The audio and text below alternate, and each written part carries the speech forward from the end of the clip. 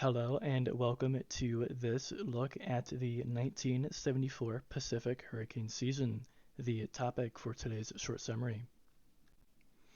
As you can see, we had many westerly storms, as storms tend to do, specifically tropical storms tend to do in the northern hemisphere. We had a total of 18 storms from this season, as well as 11 hurricanes and 3 major hurricanes. Those major hurricanes meaning category 3 and above. Those major hurricanes, by the way, were Connie, Ione, and Maggie. We had a pretty normal ACE despite the high number of hurricanes. The high number of hurricanes, for the record, compared to number of storms, when you look at, say, the Western Atlantic, is actually pretty normal for the East Central Pacific. However, you get ACEs that are relatively lower than what you might expect with the number of hurricanes, because they may not be hurricanes for very long or just that strong of a hurricane for an extended period of time. Speaking of which, that is exactly what happened here. This ACE is overall normal, a little bit below average, at an ACE of 90 in total. Despite this ACE, what's you need to know is that right at the end of August, or you don't need to know it, but something that is pretty cool to see is that at one point, again near the end of August, we had a total of 6 active storms simultaneously, all happening at the same time. That's pretty crazy, and also pretty cool. In total, however, we had 20 deaths with an unknown amount of injured, and these storms will cause a total of $4 million in damage. Hurricane Connie is our first notable hurricane here.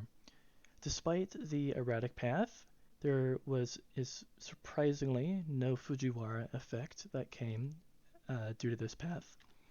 You didn't see that. Connie would first form on June 5th, and it was assumed via satellite imagery that it became a tropical storm on June 8th. Connie would stay as a storm for quite a while, becoming a hurricane 4 days later, and becoming maximum intensity, becoming a Category 3 storm, I should say, and reaching its maximum intensity the next day. So we are at June 13th here, with wind speeds of 126 miles per hour at a pressure of 942 millibars. Connie's eye, this is just a interesting tidbit, was 34.5 miles wide, and like I said before, was the first of our 3 major hurricanes. Again, also, there was no Fujiwara interactions with any other system, as far as I know, that caused our erratic path here. Connie just really did not want to go to land. That's all I'll say. Up next is Ione. Ione would rapidly intensify into a storm here, and we see that it then ramped back down to a depression, then a storm again, finally becoming a hurricane on the 23rd.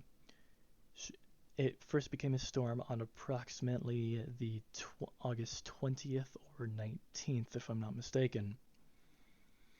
Ione would then curve northward and peak on August 25th with wind speeds of 115 miles per hour at a relatively high-ish pressure of 954 millibars. There would be some relatively rapid weakening after the storm peaked, going back down to Category 2, then Category 1, then a tropical storm, then of course a depression, and finally dissipating. During its time transitioning from hurricane to tropical storm, it performed a very interesting U-turn and then would finally dissipate south of Hawaii on August 31st. Ione, we see in this picture here, looks pretty impressive at its peak though. Up next, we have Hurricane Orlene, or that's what it was actually called in the Atlantic. That's right, we have a ocean crosser. In the Pacific, this storm was known as Fifi, and like I mentioned before, it started in the Atlantic. This this storm was first a storm on September 16th and then became a hurricane approximately 24 hours after being named.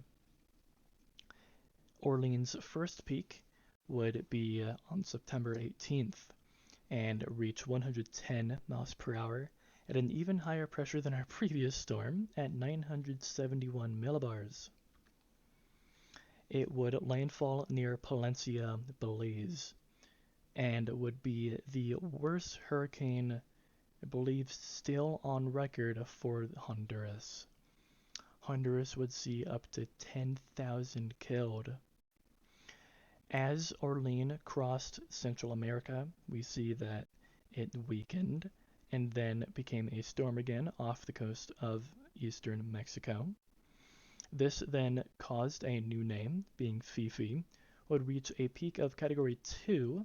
However, surprisingly, there would be no reported casualties in Mexico from Orlean. Orlean and Fifi together caused a total of more than $1.8 billion in damage. Seen here at the bottom right, I want to show this off because I think it's pretty damn cool. We have Olive, Ione, Kirsten, Lorraine, and Joyce all actively happening at the exact same time. That is pretty damn cool if you ask me. I think, I don't know, there's just something super cool about that to see. You see how they're all kind of, all their bands almost interconnect. And this alludes to the fact that we had the 6 active storms on August 23rd. Behind Joyce is a disturbance, simply, not a storm, so it wasn't named yet, but still very cool. This was on August 23rd. Fifi Orlean, putting the two names together, is the first billion-dollar hurricane to not make landfall on the mainland United States in history. It is also only the third known ocean crosser so far. Now I say so far because, well, that record will kind of stay there, you know, unless we manage to unearth records, although I doubt it.